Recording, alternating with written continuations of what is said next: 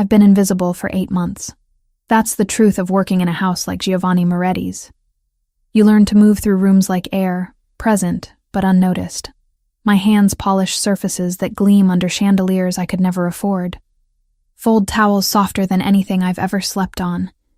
And arrange flowers that cost more than my weekly groceries. The mansion sprawls across 3 floors of Manhattan luxury, all marble and dark wood and windows that overlook a city I can barely afford to live in. Giovanni Moretti himself is a shadow I've learned to predict. I hear his footsteps on the stairs, measured, deliberate, and know to be elsewhere. I catch glimpses of him through doorways. Dark hair perfectly styled, expensive suits that fit like they were born on him, and eyes the color of aged whiskey that never quite land on me. He holds meetings in his study with men who speak in low voices and leave through side doors. I clean up after them, empty ashtrays that smell of Cuban cigars, collect forgotten glasses still wet with liquor. I don't ask questions. That's not my job. My job is to disappear. The only constant in this carefully ordered existence is Brittany. My sister works in the kitchen, 23 years old with our mother's easy laugh and none of my caution. She makes breakfasts that smell like comfort and dinners that look like art. And every evening when our shifts end, we ride the subway back to our cramped apartment in the Bronx together. 2 bedrooms, thin walls, neighbors who fight at 3 a.m. But it's ours. Well, rented, barely afforded. I work the extra shifts when they're offered because I need every dollar. Because $47,000 in medical debt doesn't disappear on its own. Because my mother died 2 years ago from cancer that ate through her body and our savings simultaneously. And the bills kept coming long after her funeral. I signed payment plans I'll be honoring into my 30s. Accepted interest rates that should be criminal, and learned to survive on cheap coffee and cheaper hope. So I clean, I fold, I polish, I accept overtime without complaint. Thursday night, the grandfather clock in the main hall chimes 10 times as I finish wiping down the banister. My shoulders ache from scrubbing tile grout in the 3rd-floor bathroom, and my lower back protests when I bend to collect my cleaning caddy. October in New York means darkness falls early, and through the tall windows, I watch rain begin to streak the glass. You heading out? Brittany appears from the kitchen, pulling on her jacket. She smells like rosemary and garlic from whatever she prepared for Giovanni's dinner. Yeah, long day. She studies my face with the particular intensity only siblings can manage. You look exhausted. I'm fine. You always say that. She links her arm through mine as we walk toward the service entrance. Movie night this weekend? I'll make popcorn. If I'm not working. Lauren. Her voice carries gentle reproach. You can't keep doing doubles forever. But I can. I have to. The next payment is due in 2 weeks, and I'm short by $300. Outside, the rain has graduated from drizzle to downpour. We huddle under the small awning by the service door, and Brittany pulls out her phone to check the subway status. Train's running on time. Ready to make a run for it? 3 blocks. That's all it is. 3 blocks from the Moretti mansion to the Christopher Street station. We've walked it hundreds of times, usually together, sometimes alone when our shifts don't align. The neighborhood is supposed to be safe. This is Giovanni's territory after all, and I've heard the whispers about what that means. Protection, order, rules enforced by men in dark suits. Tonight, Brittany got a text from her boyfriend before we left. Some emergency with his roommate that had her swearing under her breath and apologizing profusely. Go, I told her. I'll be fine. You sure? It's 3 blocks. She kissed my cheek and ran toward the garage where she'd parked her ancient Honda. I watched her taillights disappear around the corner, then pulled my hood up against the rain and started walking. The street was quieter than usual. Most storefronts had already closed, their windows dark except for security lights that cast everything in shades of amber and shadow. My sneakers splashed through puddles, soaking through to my socks within half a block. I kept my head down, focused on the familiar route, counting the shops I passed like prayer beads. The Italian restaurant, the dry cleaner, the pharmacy with the flickering neon sign. 2 blocks down. 1 to go. The alley appeared on my left, narrow and dark between 2 buildings. I'd passed it 1,000 times without thought. But tonight, 2 figures stepped out from the shadows, blocking the sidewalk ahead. I stopped, heart suddenly hammering against my ribs. Evening, one of them said. White guy, maybe 30, with a shaved head and a jacket that looked too thin for the weather. His companion was taller, broader, silent. Evening, I managed, moving to step around them. The first man shifted, staying in my path. Where are you headed in such a hurry? Home. My voice came out steadier than I felt. Excuse me. Hold on now. He smiled, but it wasn't friendly. Just being neighborly, making conversation. The taller one moved behind me, cutting off retreat. My stomach dropped. I don't want trouble, I said. No trouble. The first man held up his hands, palms out. Just need your bag and that phone in your pocket. Nice and easy. My mind raced through options. Scream. But who would hear over the rain? Run. But where? Fight. Against two men twice my size. I pulled my crossbody bag over my head with shaking hands and held it out. He took it, rifled through quickly, pocketed my wallet. Then he looked at me expectantly. Phone.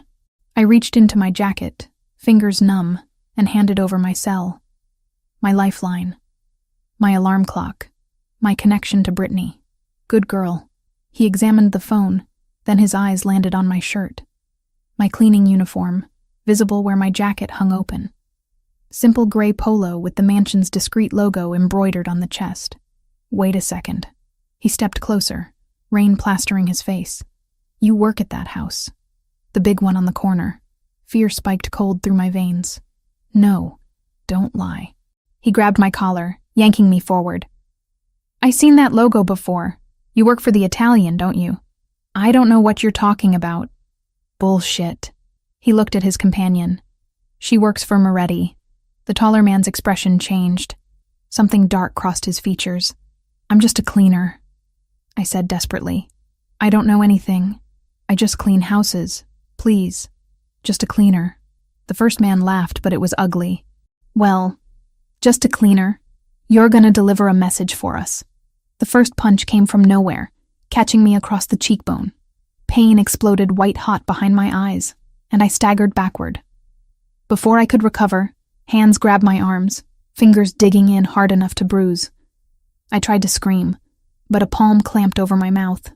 This is what happens, the first man said, close to my ear. When people think they own our streets. When they think their Italian boss can tell us what to do. The second hit caught my ribs. Then another, and another. I stopped counting after the fourth, stopped trying to fight, just curled inward and prayed for it to end. Someone grabbed my hair, yanked my head back, and I saw the first man's fist coming toward my face before everything went black. I don't know how long I was unconscious. Could have been seconds or minutes. When awareness returned, I was lying on wet pavement, rain drumming against my back. Every breath felt like knives in my side. My left eye wouldn't open properly, swollen and throbbing. The metallic taste of blood filled my mouth. They were gone. My bag, my phone, and my attackers. All vanished into the October night. I pushed myself to sitting, biting back a sob as my ribs protested. My hands were scraped raw, my jeans torn at the knee. Through my one working eye, I could see the subway station ahead, its lights wavering through the rain. Get up. Move. Get home. I don't remember the walk clearly, just fragments, stumbling through the turnstile. A woman's concerned face asking if I needed help. Me shaking my head. The jarring motion of the train. Climbing the stairs to our apartment building felt like scaling a mountain. Our bathroom mirror told the story my body already knew. My left eye was swollen shut, purple spreading across the socket. My bottom lip was split and bleeding. When I lifted my shirt, bruises were already forming along my ribs in shades of red and purple. My arms bore the clear imprint of fingers where I'd been grabbed. I turned on the shower, letting it run hot, and sat on the bathroom floor fully clothed while steam filled the space. Only then did I let myself cry, quiet and controlled so I wouldn't wake Brittany. But she woke anyway. Her bedroom door opened. Footsteps approached, and then she was in the bathroom doorway, her face going pale. Lauren. Oh my God, Lauren. I'm okay. You're bleeding. We need to go to the hospital. No. Lauren, I can't afford it. My voice broke. I can't afford the ER visit, Britt. I can't. She crouched beside me, her hands hovering like she was afraid to touch me and cause more pain. What happened? Mugged. 2 guys. They took everything. Did you call the police? No phone, remember? I tried to smile, but my split lip made me wince. It's fine. I'll file a report tomorrow. Brittany's expression said she didn't believe any of this was fine, but she didn't argue. Instead, she helped me out of my wet clothes, steadied me as I showered, and bandaged the worst of the scrapes with supplies from our first aid kit. When I finally crawled into bed, she sat beside me in the dark. I shouldn't have left you alone, she whispered. Not your fault. But as I lay there, every part of my body screaming, I couldn't stop replaying the moment the first man saw my uniform. The recognition in his eyes, the deliberate violence that followed. This wasn't random, and somehow, that made it infinitely worse. Sleep came in fragments, broken by pain that pulsed through my ribs with every breath. When my alarm went off at 6, I lay there staring at the ceiling, contemplating the impossible mathematics of missing work. I needed every shift, every dollar. The medical bills didn't care if I'd been beaten half to death in an alley. $47,000. That number followed me like a shadow, constant and suffocating. Each month I chipped away at it. 300 here, 500 when I worked doubles. But the interest kept it alive, breathing, growing. Missing even one day meant falling further behind. I dragged myself upright, biting back a groan as my ribs protested. The bathroom mirror showed me exactly what I'd be working with.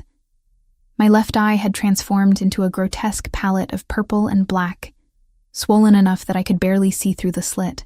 The cut on my lip had scabbed over during the night. Bruises bloomed across my jaw and cheekbone like violent flowers. Makeup became war paint. I layered concealer thick enough to pass for a mask, though it did little to hide the swelling. Foundation in 3 different shades to try to match what my skin used to look like. The eye was hopeless. No amount of product could disguise that damage. I settled for making the rest of my face look human and hoped people wouldn't look too closely. The long-sleeve shirt came out of necessity despite the October heat that had settled over the city. Gray charcoal, high-necked, covering every inch of damage I could hide. When I checked my reflection one final time, I looked like someone wearing a bad disguise of myself. Brittany was already in the kitchen when I emerged, and her face crumpled the moment she saw me. Don't, I said before she could start. I'm going to work. Lauren, you can barely walk. I can walk fine. A lie. Every step sent shocks through my left side where they'd kicked me. And I need the money. One day won't. Yes, it will. I poured coffee into a travel mug, movements careful and deliberate. Payments due in 2 weeks. I'm already short 300. She opened her mouth, closed it. We both knew the math. Both lived inside the same impossible budget. At least let me drive you, she said finally. I accepted because the subway stairs felt insurmountable this morning. The mansion looked exactly as it always did. Beautiful, imposing, utterly indifferent to my suffering. Brittany dropped me at the service entrance with a look that said we'd be discussing this later, then drove around to the garage. She'd be in the kitchen by now, starting prep for whatever elaborate breakfast Giovanni preferred on Fridays. I made it through the morning on autopilot. Dust the library, vacuum the second-floor hallway, change linens in the guest rooms. Each task required focus to complete without aggravating my injuries. I moved slowly, methodically, and avoided every reflective surface I passed. Around noon, Brittany found me folding towels in the linen closet. You look awful, she said bluntly. Thanks. I'm serious. Your face is twice its normal size. It's fine. She stepped closer, lowering her voice. Did you at least file a police report? I will, after work. Another lie. What would I tell them? That I got mugged and the attackers mentioned my employer? That felt dangerous in ways I couldn't articulate. Lauren, I need to finish the 3rd floor. I picked up my caddy of cleaning supplies, using it as a shield. Mr. Moretti has people coming this afternoon. Everything needs to be perfect. Brittany's expression suggested she had more to say, but she let me go. I climbed the stairs slowly, grateful for the emptiness of the upper floors where no one would see me struggle. Giovanni's study was last on my list. He typically spent afternoons in meetings downtown, leaving his private space empty until evening. I knocked twice out of habit, got no response, and let myself in. The room smelled of leather and aged paper, with undertones of the whiskey he drank and the cigars he smoked on the terrace. His desk dominated the space. Dark wood polished to a mirror shine, papers arranged in precise stacks. I'd learned his system over months of cleaning. Never move the papers, just dust around them. Never touch the laptop. The crystal decanter and glasses got hand-washed and replaced exactly where they'd been. I was wiping down the windowsill, back to the door, when I heard it. Footsteps. My heart jumped stupidly, rabbit-quick panic, before logic reasserted itself. Just another employee. The housekeeper. Franco checking if I needed anything. But when I turned, Giovanni Moretti stood in the doorway. He'd removed his suit jacket, rolled his shirt sleeves to his elbows. Dark hair slightly disheveled like he'd been running his hands through it. And his eyes, those dark whiskey eyes I'd seen 100 times from a distance, were fixed directly on me. Actually seeing me, not through me. "Sorry, Mr. Moretti." My voice came out steadier than I felt. "I thought you were out this afternoon." "I can come back. What happened to your face?" The question landed like a physical blow. Direct. Unavoidable. I fell. The lie I'd practiced. Subway stairs. They get slippery when it rains. He didn't respond. Didn't move. Just stood there watching me with an intensity that made my skin prickle. Then he stepped into the room, closing the door behind him with a quiet click that felt far too intimate. Look at me. Not a request. Not quite an order. Something in between that made me obey before I'd decided to. I lifted my face, let him see the full extent of the damage the makeup couldn't hide. His expression didn't change. Still that careful neutrality I'd observed from afar.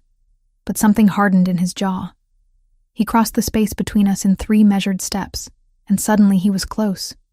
Too close. Near enough that I could smell cedar and something darker. More expensive. "Tell me again how you fell." The stairs were wet. I lost my footing. "Which side did you fall on?" The question confused me. What? Left or right? Which side hit the stairs? My mind scrambled. Left, I think. "You think." He circled slowly, like a predator examining prey, and I fought the urge to back away. "But you're favoring your left side when you breathe. Protecting it. So you fell on the left, hit your left eye, split your lip, and now your left ribs hurt." Heat flooded my face. "Yes, that's a very consistent fall." He stopped in front of me again. "Show me your arms. Mr. Moretti. Show me." My hands trembled as I set down the cleaning cloth. This was my employer. I couldn't refuse, didn't want to, for reasons I couldn't examine too closely. I pushed up the right sleeve first, the arm that had taken less damage. Just some scrapes across the forearm. The other one, I hesitated. The left arm told a different story. But Giovanni waited with infinite patience, and eventually I pushed up that sleeve too. The bruises were spectacular. Perfect finger-shaped marks circling my bicep where someone had grabbed me. Purple and yellow and angry red. Unmistakable. Giovanni stared at them for a long moment. When he finally spoke, his voice had dropped to something cold and deadly. "Who did this to you? I told you. Don't." The word cracked like a whip. "Don't lie to me again, Lauren. Those are not from a fall. Someone grabbed you. Held you. Where did this happen?" The use of my name shocked me into silence. I hadn't known he knew my name. 8 months of invisibility, and he'd known it all along. 3 blocks from here. The truth came out before I could stop it. Thursday night. Walking to the subway. What did they take? My bag, phone, wallet. And then? I couldn't answer. Couldn't find words for the violence that had followed. The deliberate cruelty. "And then?" he repeated, softer but no less insistent. "They saw my uniform." My voice cracked. "Asked if I worked for you. I said no, but they didn't believe me. They said..." I stopped, swallowed. They said it was a message. The silence that followed felt dangerous. Giovanni's jaw tightened incrementally, the only visible sign of whatever was happening behind those dark eyes. Then he moved to his desk, pressed a button on the phone. "Franco? My office? Now." "Mr. Moretti, please," I started. "Sit down. I don't want to cause trouble." "Sit down." Not angry, just absolute. The voice of someone who expected obedience and received it. I sat in one of the leather chairs facing his desk, feeling small and exposed. Giovanni remained standing, one hand braced on the desk, staring at nothing. Franco arrived within minutes. A man in his late 30s with silver threading his dark hair and eyes that missed nothing. He took one look at my face and went still.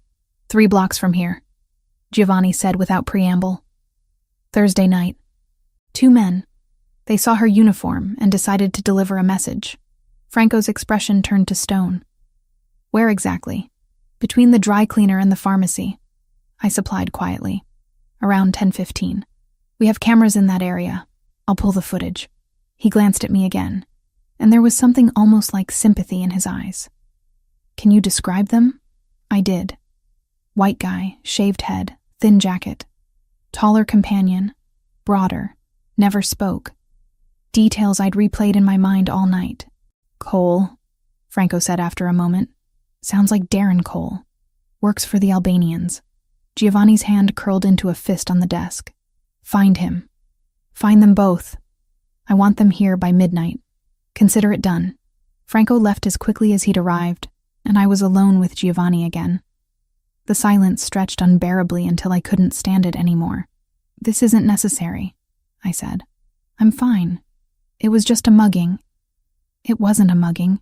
Giovanni finally looked at me, and there was something in his expression that made my breath catch. Not pity. Not even anger exactly. It was a challenge, an insult.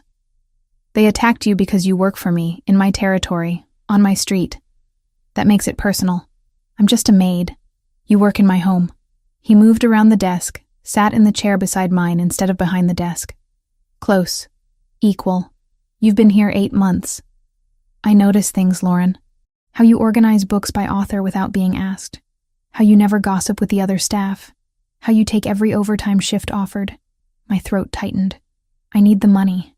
I know. Medical bills for your mother." Of course he knew. He probably knew everything about everyone who worked for him. "So, you understand?" He continued, voice dropping. "Why I can't let this go. If I allow someone to hurt one of my people without consequences, it shows weakness. And weakness in my world gets you killed." The casual mention of killing should have terrified me. Instead, I felt something else entirely. Something warm and dangerous that had no place in this situation. "What will you do to them?" I asked. "What needs to be done?" He stood, offered me his hand. "Come. You're not cleaning anything else today. You're going to rest in one of the guest rooms until this is handled." I took his hand before I'd decided to. His grip was firm, careful, and he pulled me to my feet with effortless strength. For a moment we stood too close, his hand still holding mine, and the air between us felt charged with something I didn't understand. Then he released me and stepped back. "This way." I followed him through corridors I'd cleaned 1,000 times, but everything looked different now. I wasn't invisible anymore. Giovanni Moretti saw me, knew my name, and for reasons I couldn't fathom. That changed everything. The guest room Giovanni showed me to was larger than my bedroom at home. Cream walls, floor-to-ceiling windows overlooking the garden, furniture that looked like it belonged in a museum. I stood in the doorway, feeling profoundly out of place. "Sit," Giovanni said, gesturing to an upholstered chair by the window. "Franco will need time to pull the security footage. I want you resting until then. I should finish my work." That wasn't a suggestion. His tone allowed no argument. "You're injured. You'll rest." He left before I could protest further, the door clicking shut with quiet finality. I sank into the chair because my legs were shaking, and my ribs screamed with every movement. Through the window, I watched shadows lengthen across the garden as afternoon shifted toward evening. Brittany appeared 20 minutes later, carrying a tray with tea and sandwiches I hadn't asked for. She set it on the side table, then perched on the arm of my chair. Okay, what the hell is happening? She kept her voice low. Giovanni Moretti just personally escorted you upstairs. Franco's running around looking like someone kicked his dog. And you're sitting in the nicest guest room like you're actually a guest instead of staff. He knows about the attack. How? He saw my face. Asked questions. I couldn't keep lying. I picked up the teacup, more for something to do with my hands than from thirst. Britt, they recognized my uniform. The men who attacked me. They knew I worked here. Her face went pale. That's why Giovanni's taking it personally. Yeah. I sipped the tea. Too hot, burning my already split lip, but I welcomed the distraction. He said it's an insult to him, that he can't let it go unpunished. Brittany was quiet for a moment, processing.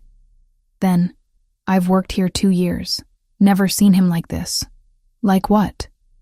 Focused. Angry, but cold angry. The kind that's more dangerous than yelling. She studied me with those 2 knowing sister eyes. He used your name. So, Lauren, he calls me the cook. Everyone else is staff. He knows our names. He knows everything, but he doesn't use them. Distance, you know? But he used yours. Before I could respond to that deeply uncomfortable observation, a knock came at the door. Franco entered, carrying a laptop and manila folder. His expression was grim. We have the footage, he said without preamble. Mr. Moretti wants you to confirm identification. I followed him downstairs to Giovanni's study, Brittany trailing behind us like a protective shadow. The room felt different now, charged with purpose instead of empty luxury. Giovanni stood behind his desk, jacket discarded, sleeves rolled up, looking every inch the dangerous man I'd always suspected he was. Franco opened the laptop, angled the screen toward me. Grainy black and white footage showed a street corner I recognized. The timestamp read 10:14 p.m., Thursday. I watched myself walk into frame, hood up against the rain, head down.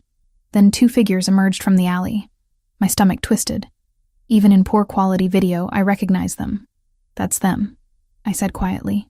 Franco paused the frame, zoomed in on the first man's face. You're certain? Yes. He's the one who grabbed me. Asked about my uniform. Giovanni leaned forward, studying the frozen image with predatory focus. Darren Cole. Small-time enforcer for the Albanian operation. Works collections, intimidation. He looked at Franco. The other one? Victor something. Croatian, I think. Muscle for hire. Franco pulled photographs from the folder, spread them across the desk. Cole's been on our radar for months. He's part of Krasniki's crew pushing into Lower Manhattan. Krasniki. Giovanni pronounced the name like a curse. So this wasn't random. Territory play, Franco confirmed. They're testing boundaries, hitting your people to see if you'll respond. I listened to them discuss violence and territory and power plays like they were analyzing a chess match. The clinical detachment should have frightened me. Instead, I felt strangely removed, like I was watching a play instead of participating in my own life. What will you do? The question escaped before I could stop it. Both men looked at me. Giovanni's expression softened fractionally. Find them. Bring them here. Make it clear that touching anyone under my protection has consequences. You don't have to do this because of me. My voice sounded small even to my own ears. I'm nobody. Just someone who cleans your house. Giovanni circled the desk with deliberate slowness, each step measured and purposeful. He stopped directly in front of me, close enough that I had to tilt my head back to maintain eye contact. You work in my home, he said, voice low and intense. You've been here 8 months. I've noticed how you fold the newspapers so the headlines face up. How you water the orchids in the library every Tuesday because you know they need consistent care. How you never complain, never ask for anything, just do your job with quiet competence. Heat flooded my face. You notice that? I notice everything in my world, Lauren, and you're part of it, whether you realize it or not. He glanced at Franco. Assemble a team. 6 men. Find Cole and bring him to me. The Croatian too, if you can locate him. Done. Franco closed the laptop. What about the girl? She stays here tonight. Guest room on the 2nd floor. Her sister too. Wait. I started. Giovanni held up a hand, silencing me. This isn't negotiable. Those men know you work here. They know what you look like. Until I've handled this situation, you're not walking home alone through my streets. I can't just stay here. I have a life, an apartment, bills to pay. Your bills will be there tomorrow. His tone brooked no argument. Tonight, you're under my roof and my protection. Accept it. The word protection hung in the air between us, weighted with implications I wasn't ready to examine. But exhaustion and pain were catching up to me, dragging at my bones until standing felt like an insurmountable effort. Fine, I said. One night, Giovanni's expression shifted into something that might have been satisfaction. Franco, make the arrangements. I want updates every hour. Franco left, and I found myself alone with Giovanni again. He watched me with that unsettling intensity, like he was cataloging every micro-expression. Why do you work so hard? He asked suddenly. The double shifts, the overtime. Most people do the minimum. You do everything. I debated lying, then decided he probably already knew anyway. Medical debt. My mother died 2 years ago. Cancer. The bills didn't stop with her. Understanding flickered across his features. How much? That's not your concern. How much, Lauren? The use of my name again. Like he was trying it out, testing how it felt in his mouth. 47,000. Give or take. He absorbed this information with a single nod. And you're paying it off on a housekeeper's salary. I don't have much choice. There's always a choice. He moved to the window, stared out at the darkening garden. You could have declared bankruptcy, walked away from the debt. That's not who I am. No. He glanced back at me. It's not. You honor your obligations even when they're destroying you. That's rare. Before I could respond, Brittany appeared in the doorway, looking uncertain. Sorry to interrupt. The housekeeper said I should set up in the room next to Lauren's. Yes. Giovanni straightened. Both of you will stay tonight. Tomorrow we'll reassess the situation. Brittany looked at me, eyebrows raised in silent question. I gave her a tiny nod, and she disappeared down the hallway. I should go, I said. Let you work. One more thing. Giovanni crossed to his desk, wrote something on a notepad, tore off the sheet and handed it to me. A phone number in bold, precise handwriting. My direct line. If anything happens, anything, you call me immediately. Nothing's going to happen. Your house is practically a fortress. Nevertheless, he closed my fingers around the paper. Keep it with you. His hand lingered on mine for half a second too long, warm and solid, before he released me and stepped back. The brief contact left my skin tingling. Thank you, I managed. Don't thank me yet. The night isn't over. I left him there, standing in his study surrounded by evidence of the violence he was planning, and climbed the stairs to the guest room where Brittany waited. She took one look at my face and pulled me into a careful hug, mindful of my injuries. This is insane, she whispered. I know. He's going after them. For you. I know. Lauren, I know Britt. I know what he is. I know what he's going to do. I pulled back, met her worried gaze, and I can't bring myself to feel bad about it. That admission hung between us, heavy with implications neither of us wanted to voice. Brittany helped me out of my work clothes, gasped when she saw the full extent of the bruising across my ribs and back. She didn't say anything, just grabbed pajamas from the dresser, silk, expensive, left by some previous guest, and helped me dress like I was made of glass. We sat together on the massive bed, and I told her everything. The attack, Giovanni's reaction, Franco's investigation, the security footage. She listened without interruption, processing it all with the same pragmatic calm she brought to everything. So what happens now? She finally asked. I thought about Giovanni's cold fury, Franco's efficient violence, the carefully controlled power that ran through this house like electricity through wires. Thought about how I should be terrified, but instead felt something closer to relief. Now, I said. We wait. Through the window, night had fully fallen. Somewhere in the city, men with guns were hunting the people who'd hurt me. And I was lying in silk pajamas in a mansion, protected by someone who commanded armies with a whisper.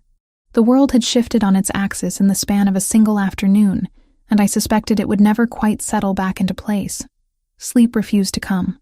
I lay in the unfamiliar bed, staring at shadows that danced across the ceiling, listening to Brittany's steady breathing from the adjacent room. Every time I closed my eyes, I saw the footage again. Grainy images of myself being cornered, attacked, left bleeding in the rain. My ribs throbbed with each breath, a metronome of pain keeping time with my racing thoughts. Around 2 a.m, I heard it. Voices, low and urgent, drifting up from somewhere below. Then the distinct sound of a heavy door closing. Not slamming. Controlled. Deliberate. I should have stayed in bed. Should have pulled the covers over my head and pretended I heard nothing. Instead, I found myself padding barefoot across the plush carpet, easing the bedroom door open with careful silence. The hallway stretched before me, illuminated by subtle floor lighting that cast everything in shades of amber. The voices were coming from Giovanni's study. My heart hammered as I crept down the stairs, each step measured and quiet. I'd cleaned these stairs dozens of times, knew which boards creaked, which sections of railing were loose. Now that knowledge served a different purpose as I descended into the darkened first floor. Light spilled from beneath the study door, a golden line against polished hardwood. I approached it like approaching a wild animal. Slow, cautious, barely breathing. The door stood slightly ajar, just wide enough to see inside if I positioned myself correctly. What I saw made my blood turn to ice. 2 men knelt in the center of the room, hands zip-tied behind their backs. I recognized them immediately despite the blood on their faces. The shaved head, the broader build of his companion, the men who'd attacked me. Franco stood to one side, arms crossed, expression carved from granite. 2 other men I didn't recognize flanked the doorway, guns visible at their waists. And Giovanni sat in his leather chair, perfectly still, watching the kneeling men with the focused attention of a predator studying prey. I didn't know Mr. Moretti. The shaved man, Cole, Franco had called him, spoke rapidly, words tumbling over each other. I swear, we didn't know she was yours. Krasniki just said to send a message. Make some noise in your territory. We were supposed to rough up a few people, nothing serious. Nothing serious. Giovanni's voice was soft, terrifyingly soft. You put your hands on someone under my protection and call it nothing serious. It was just supposed to be a warning. Show we could reach into your streets whenever we wanted. Cole's eyes darted between Giovanni and Franco, searching for mercy he wouldn't find. We weren't supposed to really hurt anyone bad. Just scare them. Scare them. Giovanni stood slowly, each movement precise and controlled. He crossed to stand directly in front of Cole, looking down at the kneeling man. Tell me something. When you saw her uniform, when you realized she worked in my home, what did you think would happen? We thought, Cole stammered. Krasniki said you'd back down, that you were getting soft, that taking Brooklyn was making you weak, spreading you too thin. Krasniki was wrong. Giovanni crouched, bringing himself eye level with Cole. Do you know what she does here? She cleans, she folds towels, she arranges flowers. She's 27 years old, working 2 shifts to pay off her dead mother's medical bills. And you beat her unconscious in the rain for politics. The silence that followed was absolute. Even from my position by the door, I could feel the weight of it, heavy and suffocating. Then Giovanni asked the question, and my breath caught in my throat. Who did this to you? His voice was barely above a whisper, but it carried more menace than any scream could have. Each word fell like a stone into still water, creating ripples of dread that spread through the room. I did. Cole's voice broke. I did it. Victor held her, but I hit her. I'm sorry, Mr. Moretti, I'm so sorry. You're sorry. Giovanni didn't move, didn't blink. You're sorry because you got caught, because you're kneeling here instead of sleeping peacefully in whatever hole you crawled out of. You're sorry because you know what comes next. He stood, turned his back on the kneeling men, and walked to his desk. The casual dismissal was somehow more frightening than any display of rage would have been. Franco. Giovanni's tone shifted to pure business. Take them. Make it clean. I want Krasniki to receive a message, but I don't want bodies showing up in the harbor creating problems with the harbor police. Understood? Understood. Franco gestured to the other men, who moved forward to haul Cole and Victor to their feet. Wait. Cole struggled against the hands gripping his arms. Please, Mr. Moretti. I have a family. So did she. Giovanni didn't turn around. Her mother died of cancer. Her sister works in my kitchen. She has people who love her. People who depend on her. Just like you claim to have. The difference is she never put her hands on anyone. She just tried to go home after working a double shift. Take them. I retreated before I could see more, pressing myself against the wall around the corner, pulse pounding so hard I thought they'd hear it. Footsteps approached, and I held perfectly still as Franco and his men led the prisoners past, moving toward what I assumed was a back exit. Cole was crying now. Quiet, desperate sobs that made my stomach twist despite everything. The study door clicked shut. I waited until the footsteps faded completely before creeping back upstairs, my legs shaking so badly I had to grip the railing for support. Back in the guest room, I sat on the edge of the bed, hands trembling. I'd just watched Giovanni Moretti condemn 2 men to death. Calmly, efficiently, with less emotion than I'd use ordering coffee. And the worst part, the part that should have terrified me but instead left me feeling strangely hollow, was that I couldn't bring myself to care. They'd beaten me unconscious, left me bleeding in an alley, and now they would pay for it. I should have felt guilt, horror, some sort of moral revulsion at being complicit in violence. Instead, I felt nothing but a cold sort of satisfaction. Hours passed. I watched through the window as black SUVs pulled away from the house, headlights cutting through the pre-dawn darkness. 3 vehicles, moving in formation, carrying men with guns and zip-tied prisoners to whatever fate Giovanni had ordained for them. I wondered if I'd just become an accessory to murder. Wondered if I cared. The sky was beginning to lighten when a soft knock came at my door. I'd thrown on a robe over the borrowed pajamas, and when I opened the door, Giovanni stood there holding 2 cups of coffee. He looked tired. The first time I'd ever seen even a hint of weariness in his carefully controlled facade. "Did I wake you?" he asked. I couldn't sleep. He nodded, unsurprised, and held out one of the cups. I took it, our fingers brushing briefly in the exchange. The coffee was perfect.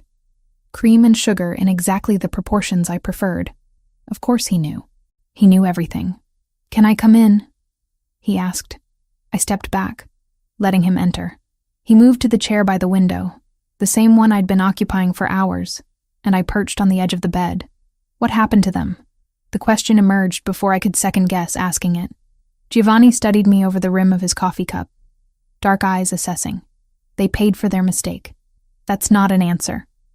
It's the only one you need. His voice was gentle but firm. You don't want details, Lauren. Trust me on this. How do you know what I want? Because I've seen that look before. The one you're wearing right now. The one that says you're trying to figure out if you should feel guilty for not feeling guilty. He set his cup on the side table. Don't. Those men made choices. They dealt in violence. They knew the risks.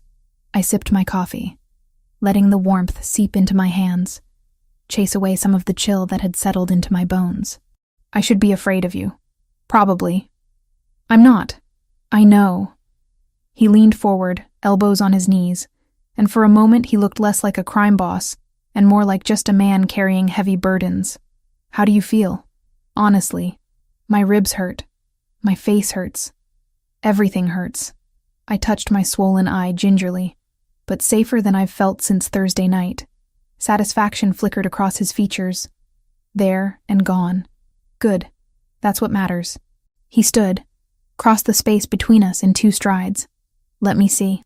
I tilted my face up, and his fingers brushed my jaw, turning my head to catch the early morning light streaming through the window. His touch was careful, professional almost, but there was something else underneath it. Something that made my skin tingle and my breath catch. "The swelling's gone down a little," he observed. "But you need a proper medical evaluation. Dr. Caruso is expecting us at 9. I can't afford—" I wasn't asking about your finances. His thumb traced the edge of the bruise on my cheekbone with unexpected gentleness. "This happened because of me. Because you work in my house. On my street. That makes it my responsibility." That's not how responsibility works. It is in my world. He withdrew his hand, and I immediately missed the warmth of it. Get dressed. Wear something comfortable. We leave in an hour. He moved toward the door, then paused, looking back at me with an expression I couldn't quite read. For what it's worth, he said quietly. You're not just a maid to me. You never were. Then he was gone, leaving me alone with those words echoing in my head and coffee growing cold in my hands. Through the window, full daylight was breaking over the city, painting everything in shades of gold and rose. Somewhere out there, 2 men who'd hurt me were facing consequences I couldn't let myself imagine, and here I sat, in a mansion that should feel like a cage, but instead felt like sanctuary. Drinking coffee made exactly how I liked it, by a man who commanded death with a whisper. The world had shifted again overnight, and sitting there in borrowed silk pajamas, watching the sun rise over a city full of violence and beauty, I realized I'd shifted with it. Giovanni insisted we leave within the hour, and I didn't have the energy to argue. Brittany helped me dress in jeans and a soft burgundy sweater she'd brought from our apartment, moving around me with careful efficiency while pointedly not mentioning the events of the previous night. We both knew what had happened. Neither of us wanted to say it aloud. The SUV waiting outside was sleek and black, windows tinted dark enough to hide whoever sat inside. Giovanni held the back door open and I climbed in, biting back a gasp as my ribs protested the movement. He slid in beside me. Not across from me, not in the front with a driver, but right there in the back seat close enough that I could smell cedar and expensive cologne. You don't need to come, I said as he closed the door. Just send me with Franco or I'm coming. Final. Absolute. He pulled the SUV into traffic with the easy confidence of someone who'd spent years navigating Manhattan streets. Dr. Caruso is expecting both of us. The drive should have been awkward. Instead, silence settled between us like something almost comfortable. I watched the city slide past through tinted glass, tried not to think about how much a private medical visit would cost, how many months of payments I'd be adding to my already impossible debt. Stop calculating, Giovanni said without looking at me. I wasn't. You were. I can practically hear you doing math. He glanced over briefly. Whatever you're worried about, don't be. This isn't your expense. I can't let you pay for... You're not letting me do anything. I'm doing it because someone was attacked on my street, in my territory, wearing my household's uniform. That makes it my responsibility. His hands tightened fractionally on the steering wheel. Besides, you work for me. Consider it workers' compensation. That's not how workers' comp works. It's how mine does. The clinic occupied the second floor of an unremarkable building in Murray Hill. No sign outside, no indication it was anything other than offices. Giovanni led me through a private entrance. Upstairs I climbed slowly, each step a fresh reminder of Thursday night. Dr. Caruso was perhaps 60, with silver hair and hands that looked like they belonged to a surgeon. He examined my face with clinical detachment, palpating the swelling around my eye, checking my pupil responses. No sign of orbital fracture, he said, making notes on a tablet. Significant soft tissue damage, but it'll heal. How's your vision? Blurry in the left eye, but it's getting better. Good. Now the ribs. He gestured to an exam table. Shirt off. You can keep the bra on. I hesitated, acutely aware of Giovanni standing against the wall, watching. Dr. Caruso noticed my discomfort. Mr. Moretti, perhaps. I'm staying. Giovanni's tone allowed no argument, but he turned to face the window, offering me that small privacy. I peeled off the sweater carefully, trying not to gasp when the movement pulled at damaged tissue. The bruises had ripened overnight into spectacular shades of purple and yellow, spreading across my left side like some grotesque watercolor. Dr. Caruso's professional mask slipped for just a moment. Christ. Then he was all business again, pressing carefully along my ribs. When he reached the 6th one, I couldn't contain the sharp intake of breath. Easy, he murmured. Fractured, probably. Let's get an X-ray to confirm. The portable machine emerged from a side room, and for the next 10 minutes I held various uncomfortable positions while trying not to cry from the pain. Giovanni had turned back around, and I felt his gaze on me like a physical weight. The X-ray confirmed it. My 6th rib on the left side had a clean break. Not displaced, which Dr. Caruso explained meant it would heal without surgery, but it would take time. 6 weeks minimum.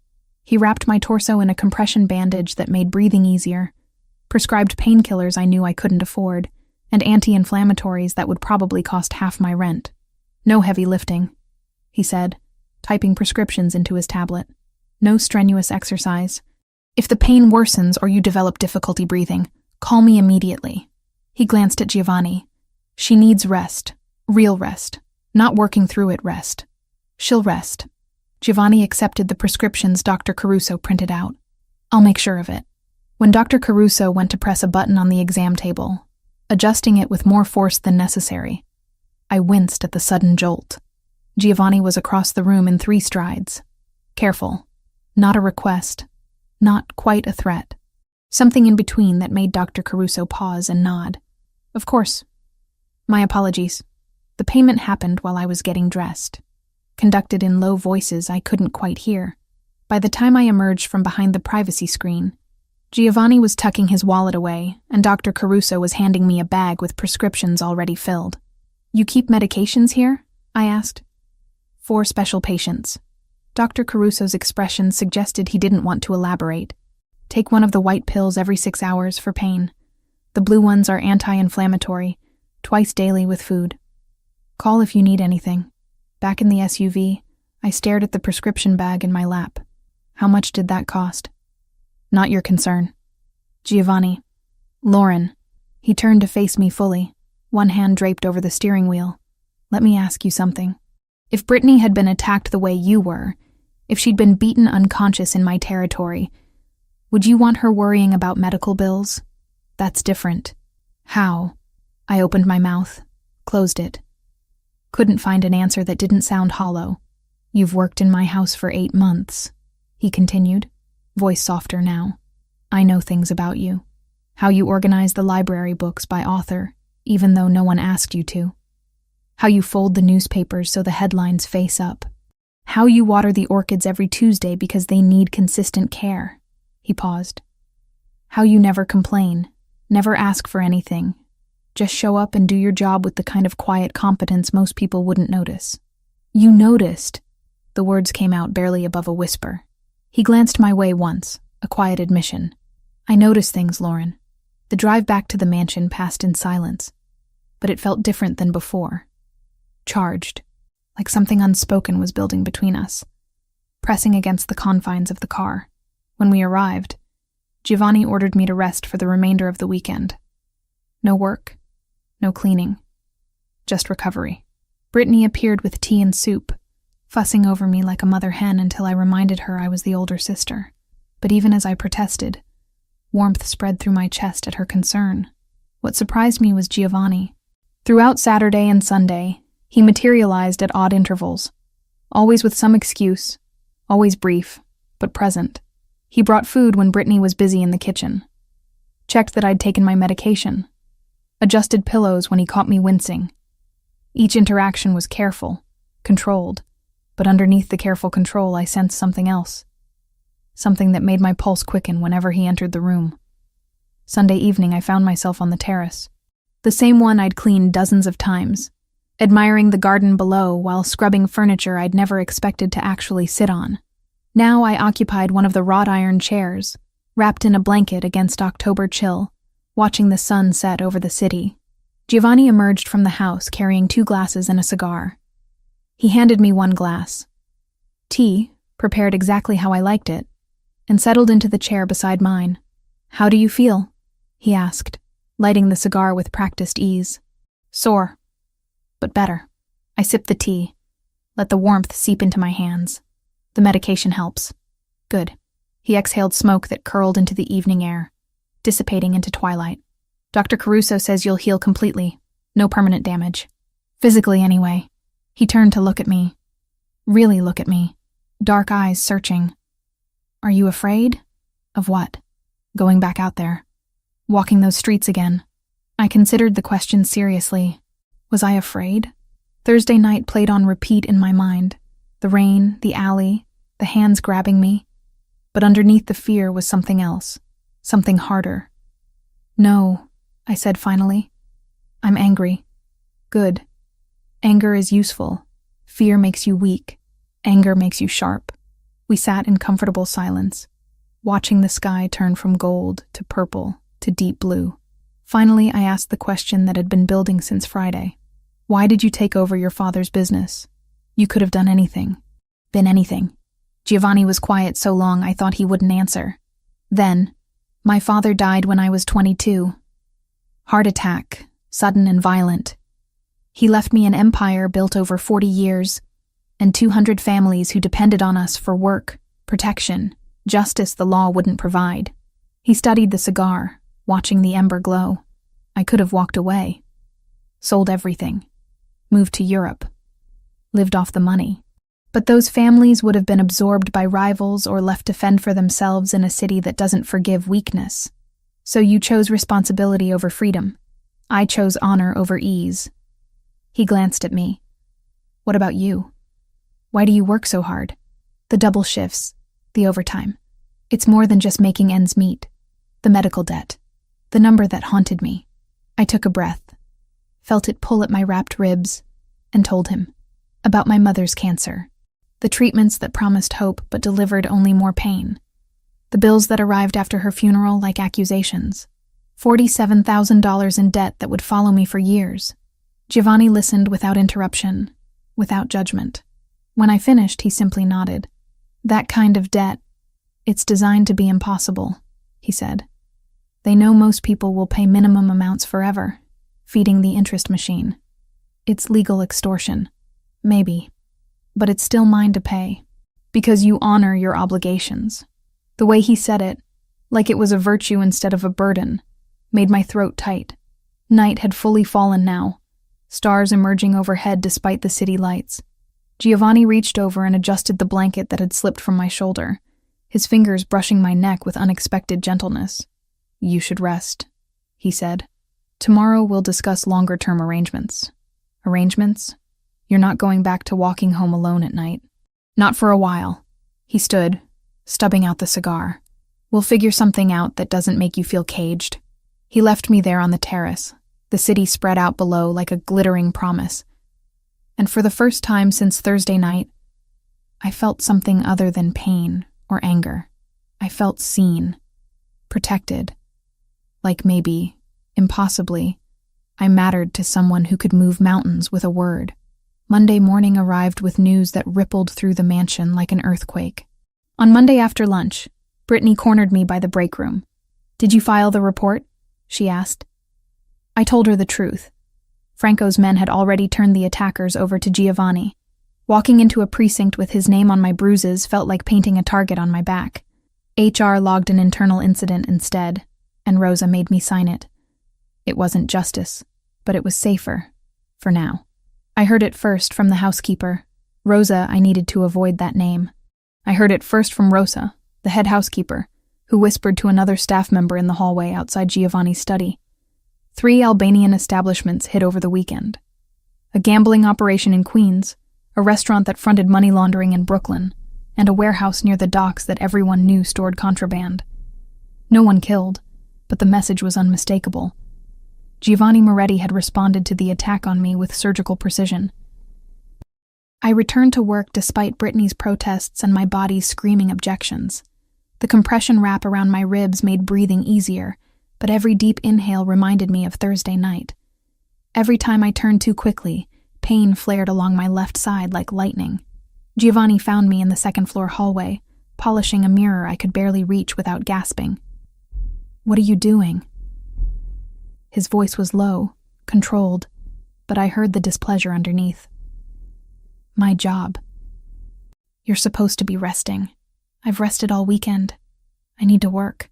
I kept my focus on the mirror, watching his reflection rather than turning to face him.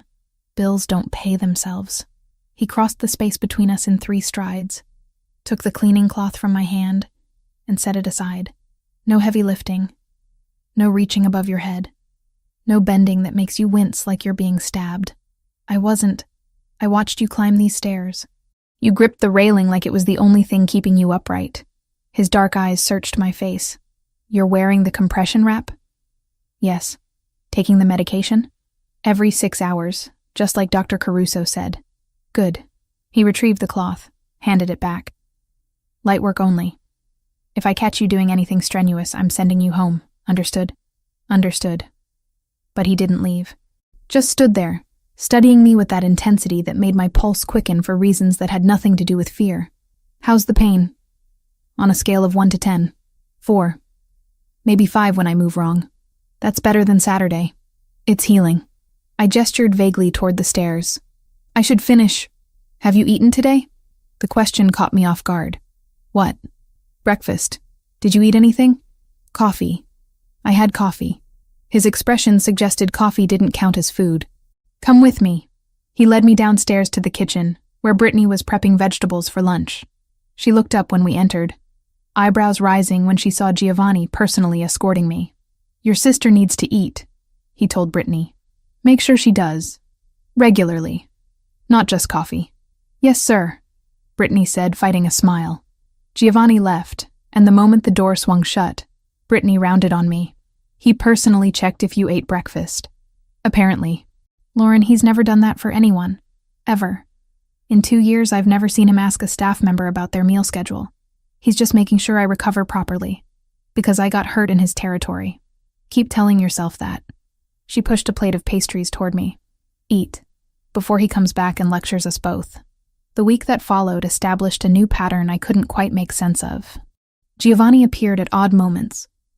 When I was dusting the library, organizing linens, watering the orchids I'd tended for months without him noticing.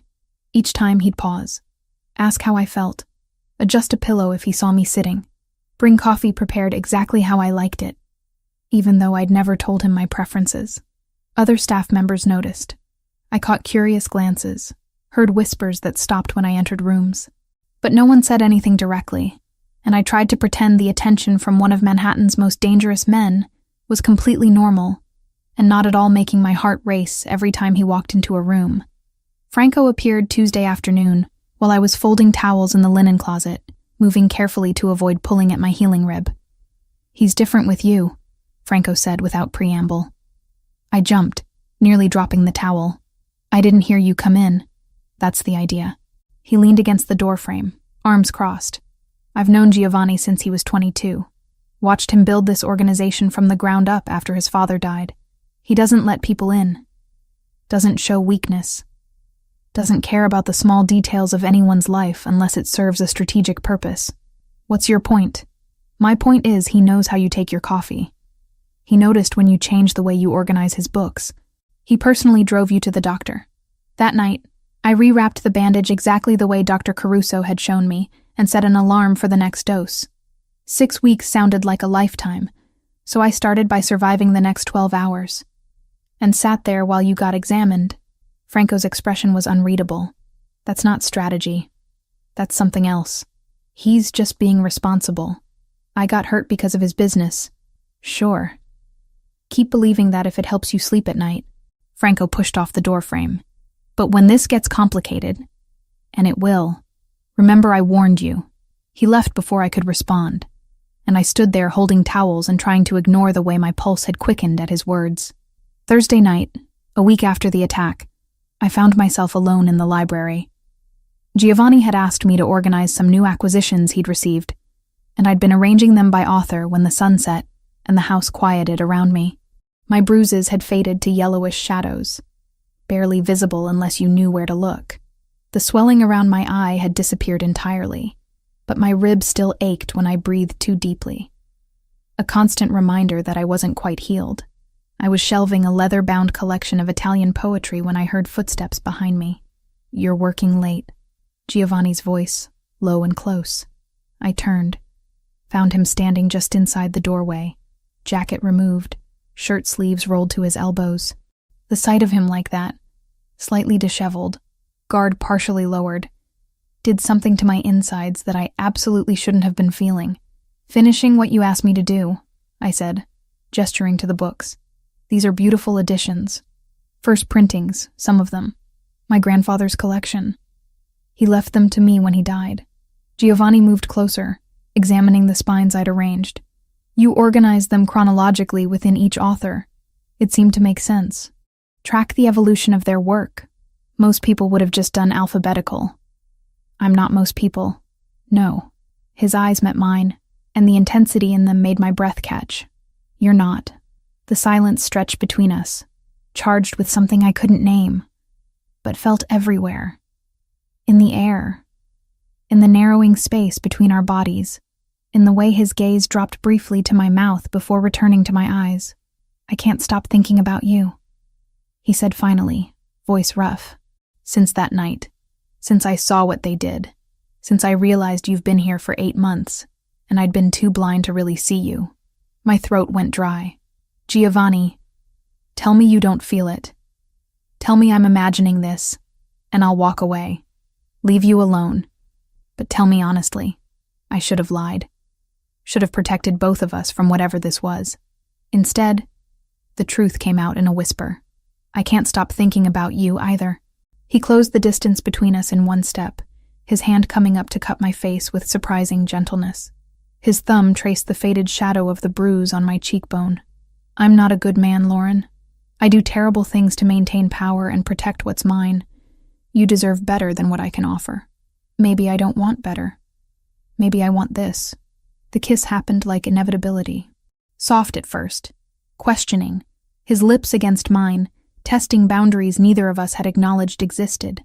When I didn't pull away, when my hands came up to grip his shirt, it deepened. His other hand found my waist, careful to avoid my injured ribs, and I tasted coffee and something darker, more dangerous. Heat flooded through me, erasing rational thought.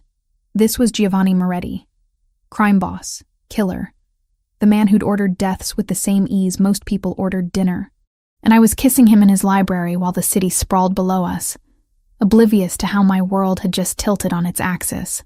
His phone buzzed violently in his pocket. We broke apart, both breathing hard. He pulled out the device, rid the screen, and cursed softly in Italian. I have to go. Franco needs me. But he hesitated, looking at me with an expression I'd never seen before. This conversation isn't over. No, I agreed. It's not. He kissed me once more, quick and fierce, then was gone. I stood there for several minutes, fingers pressed to my lips, trying to process what had just happened. When I finally made it back to the guest room I'd been occupying, Brittany was waiting. She took one look at my face and knew. You kissed him. He kissed me, I think. Maybe I kissed him. It was mutual kissing. Oh my God. She pulled me to sit on the bed. Lauren, this is insane. I know. I was going to say dangerous. But insane works, too. She studied me carefully. Are you okay with this? Because once you start something with a man like Giovanni, there's no going back to being invisible. I thought about his hands on my face, his voice admitting he couldn't stop thinking about me, the way he'd protected me without hesitation, without question, like my safety was worth starting a war over. I don't think I want to be invisible anymore, I admitted. Brittany pulled me into a careful hug, mindful of my ribs. Then hold on tight, because this is going to change everything. Through the window, I could see the city lights spreading toward the horizon. Somewhere out there, Giovanni was handling whatever emergency Franco had called him for, making decisions that would ripple through the criminal underworld, maintaining power through calculated violence and careful strategy.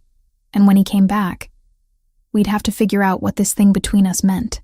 How a maid and a mafia boss could possibly navigate feelings that defied every logical boundary. But for now, I sat with Brittany in comfortable silence, touching my lips where Giovanni's kiss still burned, and let myself feel something other than pain or fear or exhaustion. I let myself feel wanted. The days following that first kiss blurred into something I'd never experienced before, a secret carved out of stolen moments.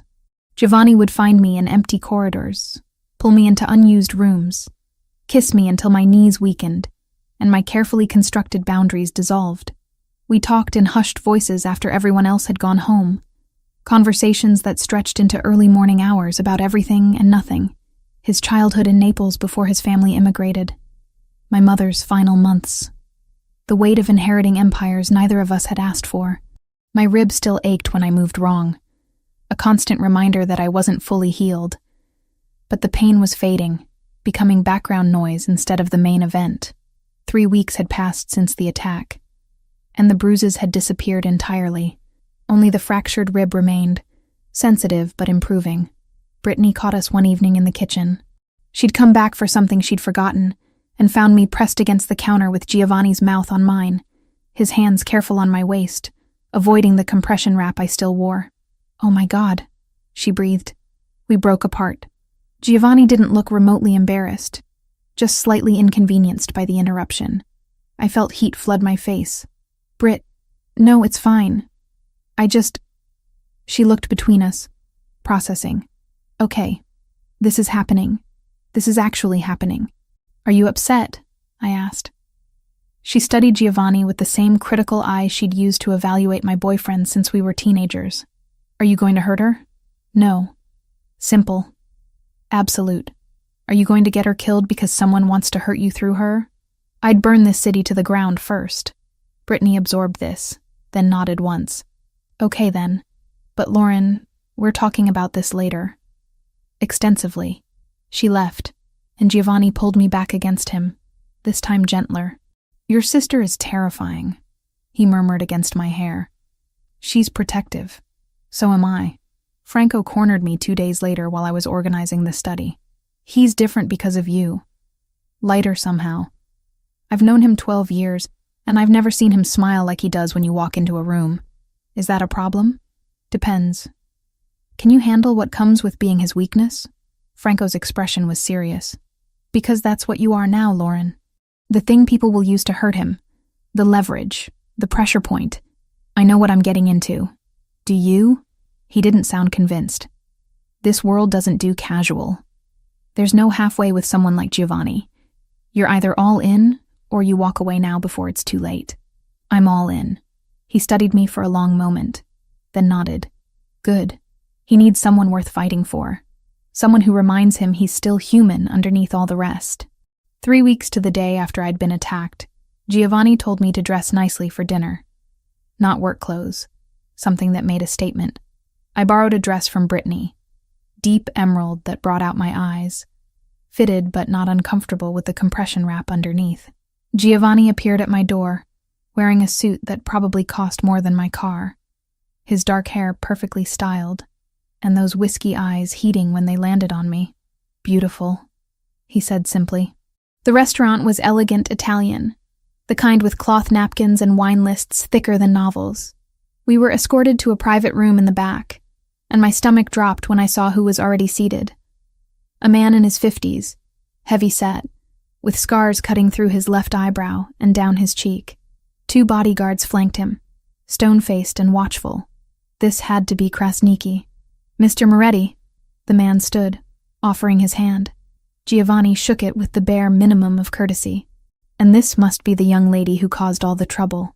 "Lauren," Giovanni said, his hand finding the small of my back.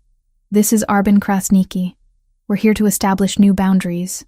Krasniki's eyes tracked over me with unsettling interest, like he was cataloging weaknesses. "Please, sit. I've taken the liberty of ordering wine." The dinner was a masterclass in veiled threats disguised as polite conversation. Krasniki offered compensation for the unfortunate incident. $50,000, he said, as if that price tag could erase what his men had done. Giovanni's refusal was ice-cold and absolute. "I don't want your money. I want your word. No member of your organization touches anyone connected to me. Not my staff, not my businesses, not the people who live in my territory. You overstep those boundaries again, and we stop pretending this is about diplomacy. That's quite an ultimatum, Mr. Moretti." "It's not an ultimatum. It's a statement of fact." Giovanni's voice never rose, never wavered. "You wanted to test me, see if I'd gone soft. Consider the test concluded. 3 of your operations shut down in 1 weekend. That was restraint. Push me again, and I'll show you what happens when I stop being restrained." Krasniki's jaw tightened, but he nodded. "Understood. Your territory remains yours. Your people remain untouched." "Good." Giovanni stood, helping me to my feet. Then we have nothing more to discuss. In the car afterward, I finally released the breath I'd been holding. That was terrifying. That was necessary. Giovanni's hand found mine, lacing our fingers together. He needed to see you're not just staff. He needed to understand what you mean to me. And what do I mean to you? He looked at me then, something raw and unguarded in his expression. Everything I shouldn't want and can't give up. Back at the mansion, reality settled in. Giovanni explained what Krasniki's interest meant. I was now a known weakness, a target anyone wanting to hurt him would identify. He wanted me to move into the mansion permanently. Accept bodyguards. Let him control every movement for my safety. No. The word came out harder than I intended. I'm not becoming a prisoner, Giovanni. I won't live in a gilded cage because your world is dangerous. You think I'm trying to cage you? Frustration bled into his voice. I'm trying to keep you alive. By taking away my choices. By making every decision for me. By protecting what's mine. I'm not property. We stood in his study, tension crackling between us like lightning. His hands curled into fists at his sides, jaw tight with the effort of controlling his temper. Finally, he exhaled. Then what do you suggest? Because doing nothing isn't an option. We compromised.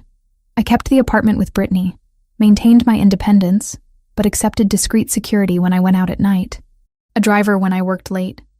Parameters that made him feel I was protected without making me feel owned. I need you to understand something, I said quietly. I'm choosing this. Choosing you. But I need to choose it, not have it forced on me. I understand. He crossed to me, cupped my face with both hands. I'm not used to caring about anyone this much. It makes me irrational. You? Irrational? I smiled despite everything. Shocking. He kissed me then, deep and desperate, like he was trying to convince himself I was real and choosing to stay. When we broke apart, both breathing hard, his forehead rested against mine. Stay with me tonight, he said. Not in the guest room. With me.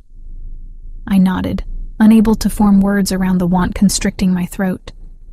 His bedroom was a revelation, sparse but elegant, dominated by an enormous bed with dark linens. He undressed me slowly, carefully, mindful of the compression wrap I still wore. His fingers traced the fading shadows where bruises had been, the edge of the wrap protecting my healing rib. Does it still hurt? He asked. Sometimes. When I breathe too deep or move wrong. Then we'll be careful. We were. His hands mapped my body with reverence and restraint, learning what made me gasp, what made me arch into his touch. I traced the tattoos I'd glimpsed before. A raven across his shoulder blade, Italian script along his ribs, symbols I didn't understand but felt the weight of. His scars told stories he whispered in the dark. A knife fight at 19, a bullet at 23, burns from a warehouse fire at 26. You've survived so much, I breathed. So have you. He kissed the spot where my bruise had been, then lower, tracing the edge of my wrap. You survived what should have broken you and came back stronger. When he finally moved over me, positioning himself with careful attention to my injury, I felt completely seen, completely known. We moved together slowly, building heat that had nothing to do with rough passion and everything to do with connection, with choice. With two people who'd found each other in impossible circumstances and decided the risk was worth it. Afterward, wrapped in his arms with my head on his chest, listening to his heartbeat slow, I felt something I hadn't felt since before my mother died. Safe. I meant what I said. Giovanni murmured into my hair. I'd burn the city down to keep you safe. I know. I traced circles on his chest, feeling the steady rise and fall of his breathing. That's what scares me, and what makes me feel protected at the same time. Then we'll figure it out together. Make rules that work for both of us. Build something that doesn't require you to sacrifice who you are. Outside the windows, the city sprawled beneath us, glittering and dangerous and alive. Somewhere out there, Krasniki was calculating his next move. Other enemies waited in shadows. The world Giovanni inhabited would always carry risk, but lying there in his bed, his hand gentle on my healing ribs, I realized I'd already made my choice. Not because he'd forced me, not because I had no other options, because for the first time in years, I wanted something more than survival. I wanted this. Complicated, dangerous, impossible as it was. And I was willing to fight for it. 6 weeks. That's how long it took for my body to remember what normal felt like. Dr. Caruso confirmed it on a Tuesday morning in early December, unwrapping the compression bandage I'd worn like a second skin and pressing carefully along my ribs. No tenderness?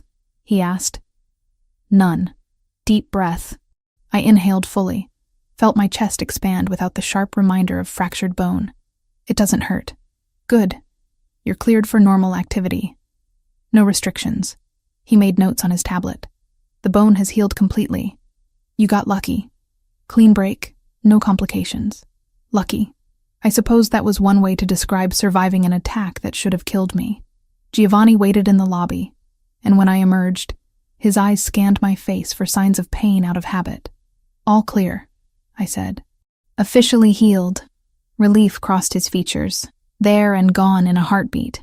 Then we celebrate tonight. Properly. Celebration came in the form of dinner at a quiet French restaurant where the staff knew not to disturb us, and the wine list was older than I was. Giovanni ordered for both of us in flawless French, and I watched him across candlelight, still adjusting to this version of us. Out in public. Together. No longer hiding. I have something for you, he said after dessert arrived. He slid an envelope across the table. Inside was a single document. Employment contract. Personal assistant to Giovanni Moretti. Salary that made my breath catch. Triple what I'd been making, with benefits that included health insurance I could actually use. Giovanni, this is fair compensation for your work. You've been managing my schedule, organizing correspondence, handling things that would take me hours. He sipped his wine. You've earned it. I stared at the numbers, doing rapid math. With this salary, I could pay off the medical debt in 2 years instead of 10. Could afford an apartment that didn't have mold in the bathroom. Could breathe. There's a signing bonus included in your first paycheck. He added casually. Should arrive next week. I looked up sharply. How much? Enough to handle any outstanding financial concerns. The medical debt. He was talking about the medical debt. My throat tightened. You can't just... I didn't ask your permission. Consider it a Christmas bonus. His expression dared me to argue. You work for me. I take care of my people. That's how this works. I should have protested, should have maintained some pride about handling my own obligations. Instead, I felt something crack open in my chest. Relief so profound it almost hurt. Thank you, I whispered. Don't thank me.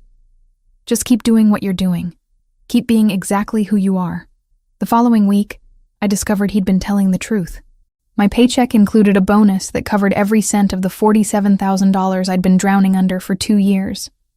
I stared at my bank account, at the zero balance where debt used to live, and cried in Brittany's arms for 20 minutes straight. He paid off your medical bills, Brittany said, stating the obvious while I soaked her shoulder with tears. Giovanni Moretti, crime boss, paid off your dead mother's cancer debt. I know. That's the most romantic thing I've ever heard, and also completely insane. I know that too. Our relationship settled into a pattern that felt sustainable.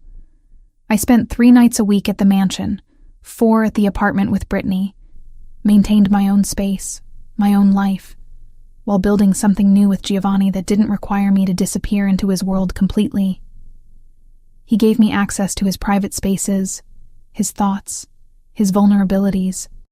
I gave him honesty, boundaries, and the kind of devotion that came from choosing him every day, rather than being forced into compliance. The underworld noticed. Word spread that Giovanni Moretti had a woman, not a mistress, not a plaything, something else entirely. Someone he listened to, someone who influenced his decisions in ways that made rivals nervous and allies curious. Franco cornered me one afternoon in Giovanni's study. Krasniki's dead. I looked up from the correspondence I'd been organizing. What? Internal war. His nephew made a play for leadership. It got bloody. Krasniki didn't survive. Franco leaned against the desk. His territory is up for grabs. We could expand into Queens, take everything he built. Does Giovanni know? He's the first person I told. After you.